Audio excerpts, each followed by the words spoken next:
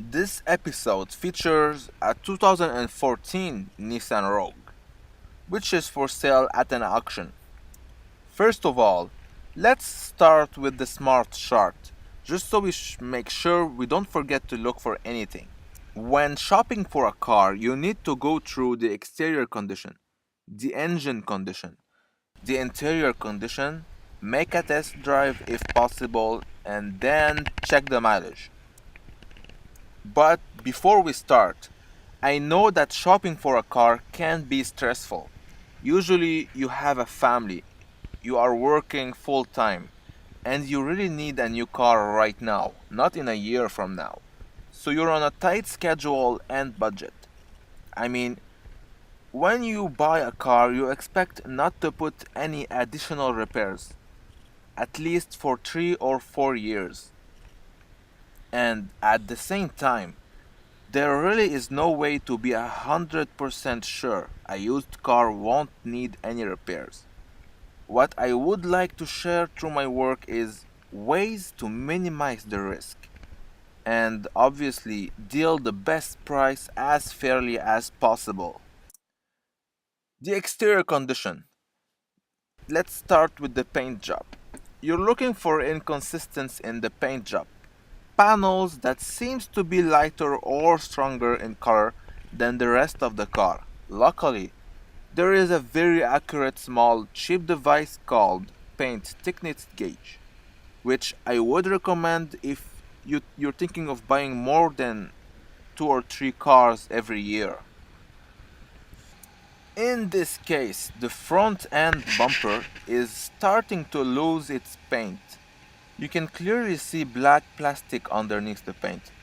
To me, it suggests that this bumper may have been replaced and repainted after a light skirmishes. At this point, it doesn't mean you should walk away from the car. It's still a 2014 model.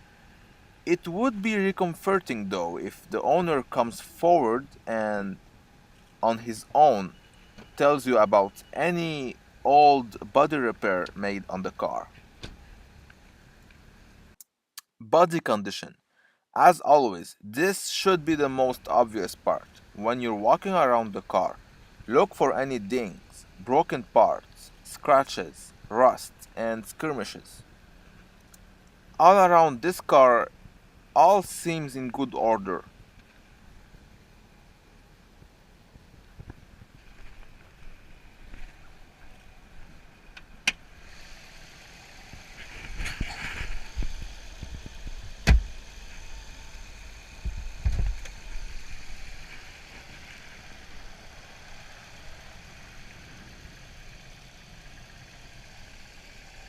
Under the hood, check if all stickers are intact. In this case, all is not fine. You see, it might be due to a body repair where they would take off the stickers and glue them back on new parts.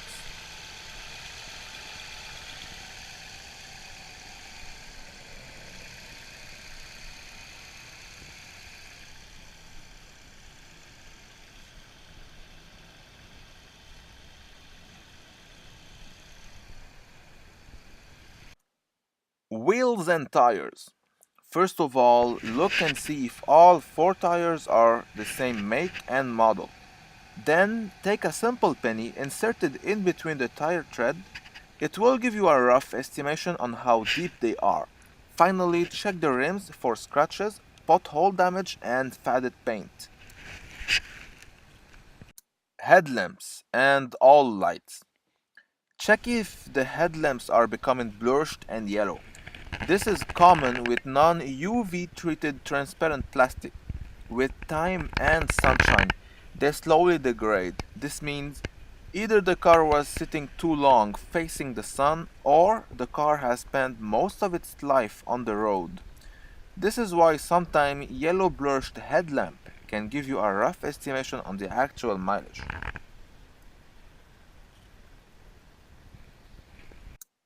Sunroof.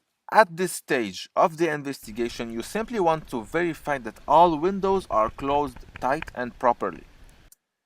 Engine. Now, First of all, check the oil lever before you start the engine. Once that's done, start it up and listen. Ideally, a cold start is the best way for checking an engine. If it's too rough, you know it's usually packing a good wave of mileage. Oil leaks. While the engine is running, check for any oil leak under the engine bay. Then, take out the dipstick, check the oil level, and try and smell it. It will give you an idea on the oil condition. Good brand new oil should not be unpleasant to smell. Do the same thing with the transmission's dipstick, especially if the car is more than 7 years old and equipped with an automatic transmission. You're looking for a a burnt smell. I simply know that by experience. The bad news is that recent cars aren't coming with dipsticks anymore, so you can't smell anything. But you usually should still be able to access engine oil level by inboard computer. Rusted engine parts. Check for rusted engine parts usually when a car is not driven for a long time, either because it has been into an accident waiting to be repaired or because it's simply not being driven enough. Some part as well as engine parts tend to accumulate surface rust, especially pulleys and disc brakes. Here all seems at least in good shape. Steering wheel, seats, and main condition. Look for any unusual wear and tear on the steering wheel, seats, and any switch. Any unusual condition could be caused by excessive use, which should indicate a relatively high mileage. The rear latch is controlled by electricity, which means you open and close it by pressing on a switch. But in this case, the rear switch doesn't seem to be working. It ended up, turns out that there is a power door on-off switch. Crazy, huh? Nevertheless, even on a 2014 model, you still have to go around making sure everything is working properly.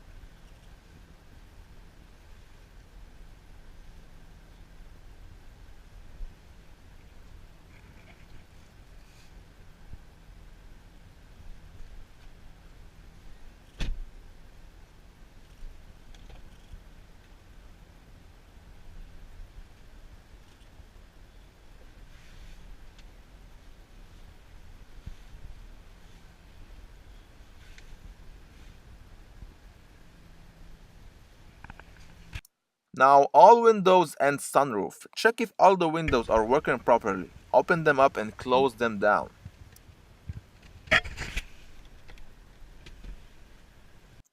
Windshield wipers.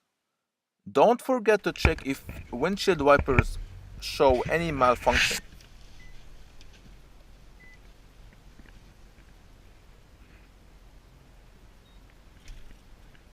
Test drive. Finally, if you can, you must take it for a test drive.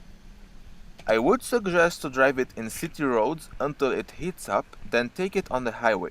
Turn off the radio. I'm sure it will be on because they don't want you to listen to the car. So turn the radio off and just listen. Tell the salesman to be quiet, just so you can focus. Mileage. After going through the smart chart thoroughly, you really should begin to have an idea on the actual mileage of the car. So check it out at the very end of your investigation. If the shown number makes you uncomfortable, walk away or try and get the best deal as fairly as possible. Meanwhile, while you're checking for the mileage, check and see if any cluster lights are on. That they would indicate needed maintenance. This was a Nissan Rogue 2014 for sale at an auction. Thank you for watching and shop carefully.